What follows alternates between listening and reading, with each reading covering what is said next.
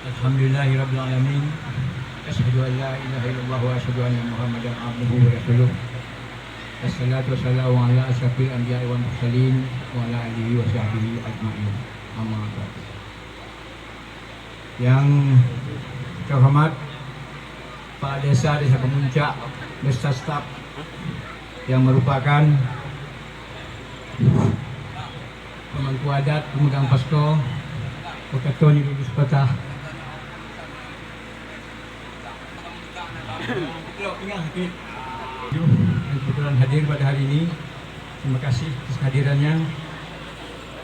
Dan juga yang kami hormati Ketua PD serta anggota Desa Puncak yang merupakan mitra kerja kepala desa dalam membangun dan mengembangkan potensi-potensi yang ada di Desa Puncak ini.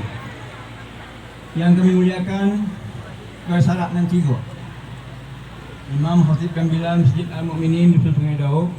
Mereka adalah orang-orang yang berada di garda terdepan dalam urusan-urusan fardu kifayah. Dan yang kami muliakan Nenek Mamak Tua Tengahnya Alim Mamak Sadiq Pandai dari suku kedua belah pihak Kampung Rumah Bagi. Yang kecil Ketua Gedang Sakti, kecil Ketua tidak kami sebut namanya, Gedang Sakti tidak perlu kami sebut nama. Yang sangat kami hormati para undangan, bapak-bapak, ibu-ibu, saudara-saudari, abang-abang, adik-adik, anak keponakan, cucu, suku sakai, darah daging kong kampung, baik yang datang dari Gilir maupun yang tiba dari mudik. Assalamualaikum warahmatullahi wabarakatuh. Pertama-tama marilah kita panjatkan puja dan puji syukur kehadirat Allah Subhanahu wa taala, yang mana atas berkat rahmat dan karunia-Nya kita semua masih diberi kesehatan, kesempatan dan kekuatan sehingga dapat melangkahkan kaki, melambaikan tangan, datang dari tempat yang jauh, berkunjung dari tempat yang parah untuk memenuhi undangan keluarga besar Abangna Effendi almarhum dalam rangka resepsi pernikahan putri beliau yang bernama Nur Asyah binti Effendi almarhum dengan Arif bin Hasmi. Selanjutnya salawat dan salam kita kirimkan kepada junjungan kita Nabi besar Muhammad SAW dengan lafaz Allahumma salli ala sayyidina Muhammad wa ala ali sayyidina Muhammad wa ala alihi wa sahbihi wasallam. Karena berkat diutusnya beliau untuk menyampaikan risalah kepada umat manusia, insya Allah sampai hari ini kita semua masih berada dalam keadaan Islam dan beriman kepada Allah Subhanahu wa taala. Bapak-bapak, ibu-ibu, saudara-saudari sekalian yang saya hormati, sebagaimana yang disampaikan oleh pembawa acara tadi, yaitu acara yang kelima adalah tunjuk aja Teguh Sapa yang kebetulan dipercayakan kepada saya untuk menyampaikannya. Memang merupakan hutang bagi kita yang tua-tua kepada yang muda-muda untuk memberi tunjuk aja Teguh Sapa. Bagaimana kata pepatah, semakin pandai, semakin belajar, semakin tahu, semakin bersatu. Tunjuk aja Teguh Sapa ini merupakan karya agung para leluhur kita zaman dahulu. Mereka tidak pernah mengenyam pendidikan, jangankan pendidikan tinggi, pendidikan dasar saja mereka tidak pernah menempuhnya.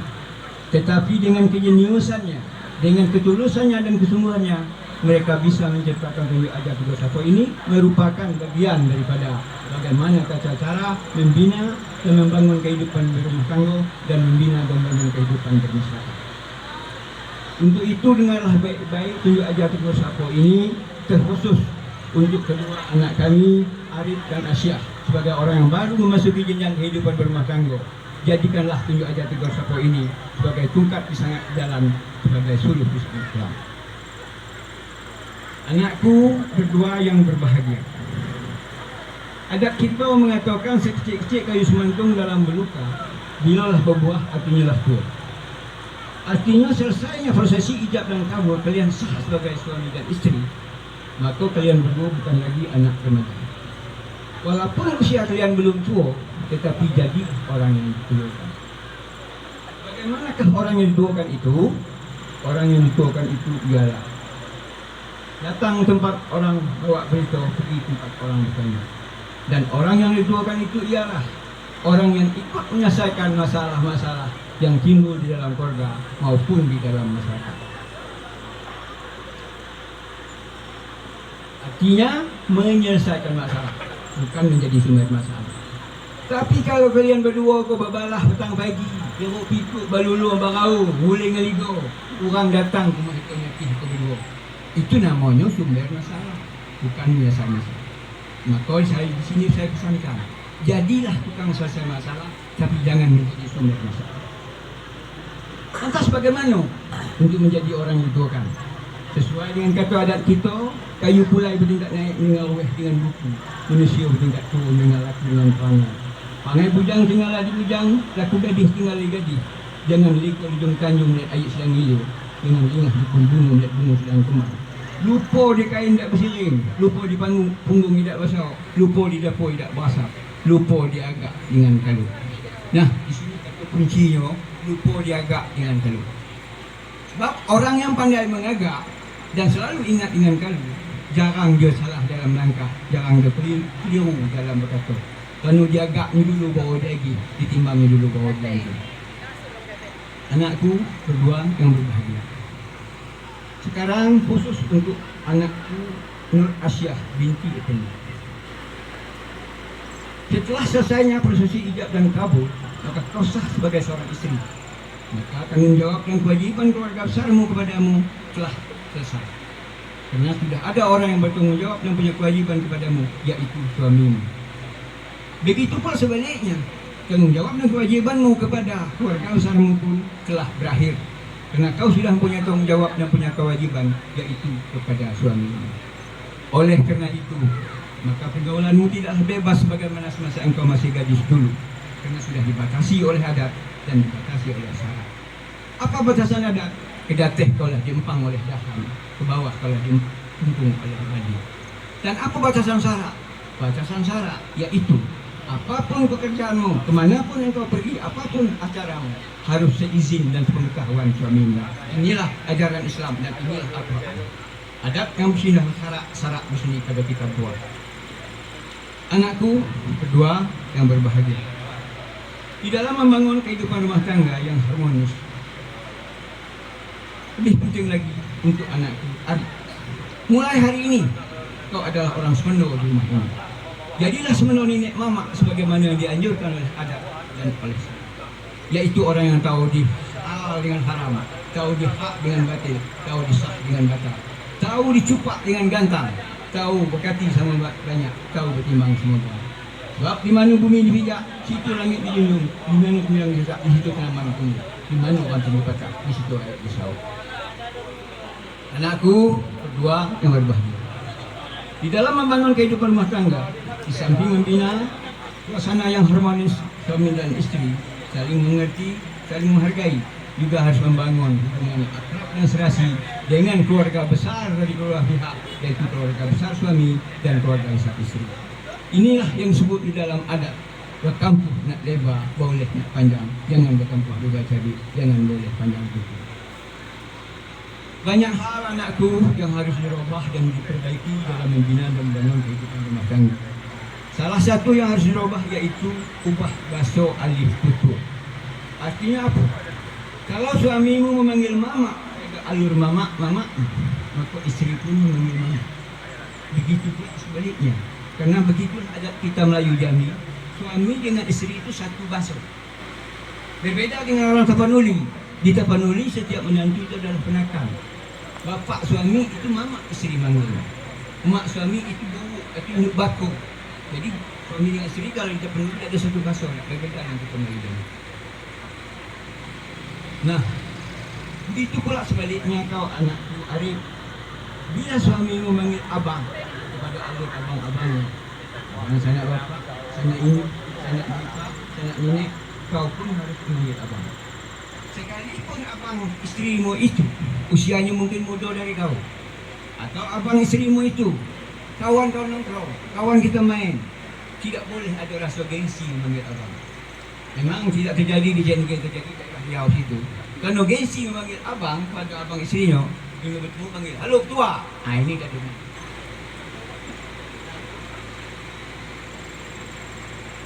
Sebab memangnya abang ini kita tu ketua RT, ketua partai, kalau ini ketua. Nah ini di dalam adat tidak ada. Kalau di Jepang, orang yang tidak dengan adat ini disuruh harakiri. Kenapa? Jepang itu sebuah negara yang paling maju dan paling modern di benua Asia ini. Pendapatan per kapitanya paling tinggi. Mereka kalau liburan tuh sampai ke Amerika, sampai ke Eropa, kota mode Paris, ke Inggris, bahkan sampai ke Indonesia. Tapi mereka tetap menjunjung tinggi nilai-nilai adat dan budaya mereka, yaitu berjiwa semurai bagi kaum laki-laki dan bergimono bagi kaum perempuan ini. Nah, kita ni tak sebaliknya. Perjalanan tak jauh-jauh amat tak. Paling Bengkulu, Padang, jauh dikit sampailah. Dikit-dikit. Belum masak, Penji, Bunteh. Ada nak baca Bukit Burung, Bukit Ayo lah. Tetapi kita tidak menghargai dan tidak memuliakan adat dan budaya kita. Ingat, memang ada kita lagu di Malaysia mengatakan Melayu tak akan lenyap di telan bumi. Melayu yang tidak lenyap di telan bumi. Tetapi budaya Melayu bisa lenyap kalau kita orang Melayu sendiri tidak melestari dan tidak membudayakannya dengan baik. Oleh kerana itu kita harus menjunjung tinggi nilai-nilai budaya kita. Dan dalam kesempatan ini ingin ada satu yang ingin saya sampaikan. Kebetulan di sini ada tokoh-tokoh adat, tokoh-tokoh agama, kepala desa, tetangga. Ada satu budaya yang baru masuk di tempat kita ini, namanya bila ada organ tunggal atau band itu ada acara DJ. Sehingga penyalaman itu penuh orang joget. Aku pernah memang mabuk pula jantan betina bercampur dah di mana-mana. Nah, ini bukan budaya kita. Bukan budaya kita. Ini minta dicegahkan, jangan dibiarkan. Itu titipan saya kepada para kepala desa, pada tokoh-tokoh adat dan tokoh agama. Sebab budaya kita apa? Halaman bersatu undang sepian pagar baso dengan basi punya sopan dengan mana. Itu dibersihkan oleh aturan halaman kita. Bukan orang joget-joget brutal macam itu. Bukan pulau yang mabuk-mabuk seperti itu. Pagar baso dengan basi-basi itu bukannya gulai, basi bukan lauk, tapi basi itu batih, ada batih punya sopan dengan mana. Sebab kita apa? Adat kita duduk berkesiku tegak bersunat. Sebab yang hadir dalam pesta perkawinan itu rata-rata itu keluarga besar. Artinya keluarga dekat, keluarga jauh, sahabat karib, handai tulan, kaum kerabat. Jadi bukan orang lain. Nah, di situ artis turun pula dari pentas tu bawah. Layok depannya meja tiga meja bulat tu. Nah, ini tidak benar, bukan budaya kita. Ini ada pentas, sudah selesai. Kenapa harus turun bawah nyanyi? Dah jelas pakaian tu dah ada cukup bahan dasarnya. Tanda dah ada cukup, dah ada tertutup kepala orang. Jin tertutup, pergi dekat. Nah, itu nak layok. Padahal di situ ada duduk di situ siapa? Saya jantan, saya tino, orang semua, tenganai, bapa, anak, penangkang, menantu, mentua. Nah, ini berbahaya. Ada rasa janggal dalam diri kita, rasa segan, rasa sungkan, malu. Tapi kita bunuh rasa malu itu demi tontonan yang brutal ini. Ingat, Datuk Ali Saud Ali Al-Baqa dalam kitab Syarul Kali Jalani yang berjudul Menjadi Kekasih Allah. Bila tidak ada lagi rasa malu dan rasa segan, maka tidak ada kebaikan di situ. Ingat itu. Nah, oleh kerana itu dalam kesempatan saya minta betul, kalau perlu bikin perda, jangan ada di CNG yang seperti itu. Itu bukan budaya kita. Bila kita dah ada malu lebih, akhirnya apa? Allah bisa kita biasa. Akhirnya negeri sini itu yang dinamakan adat yang diadatkan. Nah, bila generasi kita apa tidak masalah yang ada tu, anak cucu kita lebih parah lagi.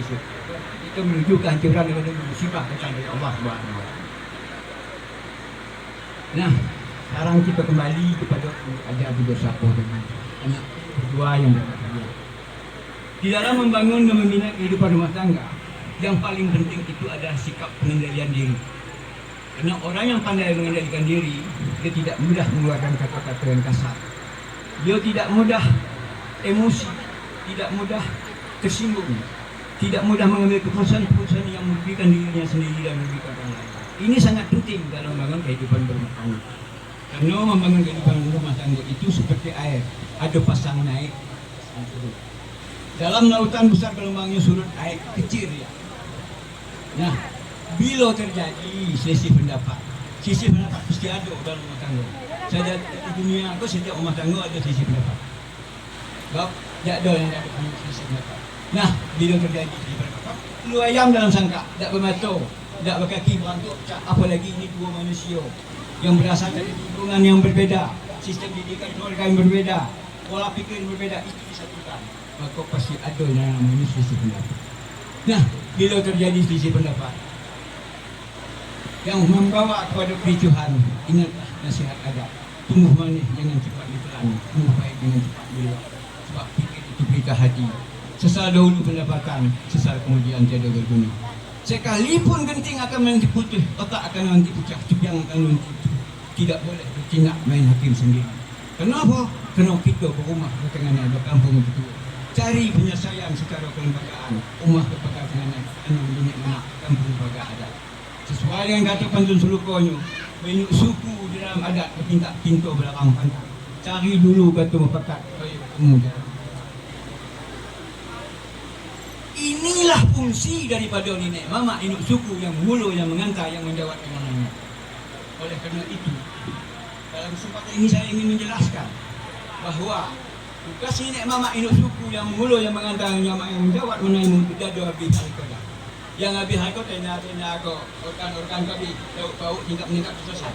Jadi banyak benda dia. Tapi tugas nenek mama induk suku yang mulu, yang mengantar sepanjang perjalanan rumah tangga anak buah anak penakan yang mereka ulu, yang mereka antar.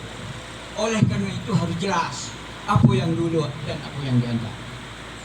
Harus jelas. Kalau yang pihak Patino cuma jawab, nah ini dia tidak punya tanggungjawab.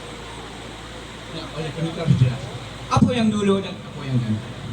Nah, menurut adat lamu Pusko Usang yang tak lapuk dia hujan, tak tekang dia panik, yang terpahat ikan panjang teluk itu jati yang dianggap jasad mati. Yang mulu itu adalah pihak perempuan. Apa yang dulu oleh pihak perempuan? Dua perkara yang dulu. Yang pertama yang dulu adalah rupa perangai dan budi pekerti. Artinya nenek mama yang suku mempelai perempuan sudah menunjuk dengan ajalah menikah dengan tangguh dan gempang dengan sako anak buah anak makan yang perempuan ini. Bagaimana berupa berperangai di hadapan suami dan keluarga besar suami. Sebagaimana kata Sulukon, ilok rupa baik pangai luhur puluh budi pekerti. Bak jari bertatah dengan inai, bak laut dalam yang tidak bertepi. Jari bertatah dengan inai artinya bersikap manis dan santun di hadapan suami dan keluarga besar suami. Laut dalam tidak bertepi artinya tidak mudah nampak asal, tidak mudah tersinggung, tidak mudah marah, tidak baperan. Nah, lantas yang kedua apa yang dulu oleh nenek mama induk suku mempelai perempuan, yaitu harta dapatan. Apa harta dapatan itu? Kok rumah tempat tinggal, kok ternak yang nak diingon, kok jerami yang nak diumum, kok sawah yang nak dikirang, kok kebun tempat macam itu kalau ada. Kalau tidak ada tidak jadi masalah. Nah, lantas apa yang diantar oleh nenek mama induk suku yang pihak itu? Juga dua perkara yang mereka antar, yaitu satu yang diantar itu anak penakan mereka yang mereka antar itu betul-betul nak, betul-betul tunggal. Sebab kata pantun Sulukonyo, jangan diantar orang dah nak, jangan disuruh dia tak tunggal. Belum tiba nyolah bolak, belum sampai nyolah sekolah. Banyak kejadian, belum tiba nyolah bolak, belum sampai nyolah belakang. Kenapa? Adat kita ikat buatan janji semua yang ikat dengan tali janji dengan berkat. Dulu kata bercari hilang nian kata berdepan, ubah yang jantan hilang ciri, ubah hilang ciri lipat. Banyak kejadian yang ciri dan ciri. Banyak kejadian minta lipat dua ciri. Tapi tidak terjadi di dalam jauh. Nah, lantas oleh kerana itu kalau zaman dulu nenek mama induk suku itu waktu anak penakannya memberitahu bahawa anaknya nak rumah tangga, apa pertanyaan yang pertama? Pertama pertanyaannya, lawannya anak siapa? Anak saya. Yang kedua pertanyaannya, sama-sama nak? Ya, sama-sama nak. Kalau sama-sama nak lah juga. Tapi ingat, jangan topik api tak berisik, topik minyak tak berisik. Itu pesan nenek mama induk suku kepada kedua induk bapa. Nah, yang kedua apa yang diantar? Yang diantar oleh nenek mama induk suku, kalau ada rumah tak masuk tempat tinggal. Kerana adat kita bersemenyo ni tinggal di tempat yang perempuan sampai bisa menikah. Tapi yang disebut dalam itu adalah kalau ada ternak yang nak ingon, kalau ada sawah yang nak dikirang, kalau ada jerami yang nak dumu, kalau ada kebun tempat dicari. Itu. Nah, sekarang pertanyaan. Mengapa tugas nenek mama induk suku yang mengulu, yang mengantar dan habis mereka sepanjang perjalanan kehidupan anak buah anak penakan yang mereka antar ke ulu? Kalau kita adat kita mengatal di undang kambang kiri, kita diikat oleh aturan, kita diikat oleh pendidikan, kita mengkaji yang akan datang. Seandainya beberapa tahun yang akan datang terjadi sesuatu yang tidak kita harapkan, anak penakan kita yang perempuan ini bapangai kok nyuci nyulanya kain kok iak yang dalam hidup tuah kayu cara kau batang Maka nenek mama induk suku yang menjawab dari pihak lelaki berhak mengutul pada nenek mama yang mengurus minta pertanggungjawaban penuh sayang. Begitu pula sebaliknya. Kalau seandainya mempelai lelaki ini beberapa tahun yang akan datang terjadi sesuatu yang tidak kita harapkan, lapangan kok uncing tanduk dah ada yang lepas, gedang selasa dah ada yang makan, geli tipi dah ada yang musuh. Gila ni suatu beng mudik lah dengan hayi. Bukit Penang tak bisa lagi diorang dengan daun Jepur. Kawan bila tak bisa lagi diorang semangkuk limau. Maka nenek mamak induk suku yang nerima daripada perempuan itu betul pada nenek mamak yang menghantar. Minta penyakit tanggungjawab. Oleh kerana itu jelek yang bodoh tu dah pihak Tino yang hantar tu pihak yang hantar. Nah, lantas mengapa atau dipatah dengan Ratu Bermau harus dibaca? Harus disebut. Kenapa? Kerana bila kita tak tahu rencana di tangan manusia, tapi kuasa ada pada Allah Subhanahu Wa Taala. Kita sanggup panas tentang teror hujan di tengah hari. Seorang dibagi. Sarak hidup kayu takut, sarak mati di jam terdekat. Seorang dibagi sekutu di belah. Waktu depatan yang dulu tadi tinggal, waktu mau yang diantar lagi kembali. Ini jelek. Maka ulur itu dah pihak timur antar pihak yang jantan. Nah, oleh kerana itu, makanya ulu antar jawab timur itu merupakan intisari daripada adat perkahwinan melalui Jambi. Kalau dulu dilakukan waktu orang hantar Preslah, kalau di Jambi Kota dilakukan orang pada waktu hantar belanja, kalau di Riau dilakukan pada malam beradat, malam bainan. Namanya ulu jawab antar timur, yang dulu dijawab yang diantar di timur.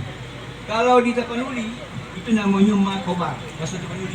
Kalau bahasa waktu memberi khabar kepada halayak ramai apa-apa yang dulu oleh perempuan dan apa-apa yang dulu oleh induk suku mereka.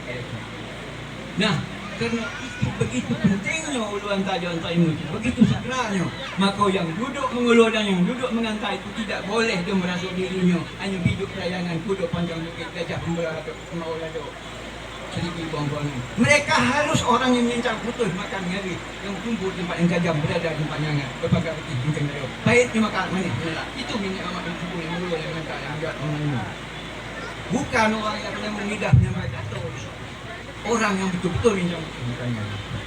Nah, sekarang kita kembali lagi kepada ada dua siapa, dua orang anakku. Anakku berdua yang berbahagia. Apa yang kami sampaikan tadi seolah-olah tapi tidak. Itulah kenyataan. Itu fakta. Bukan cerita kosong.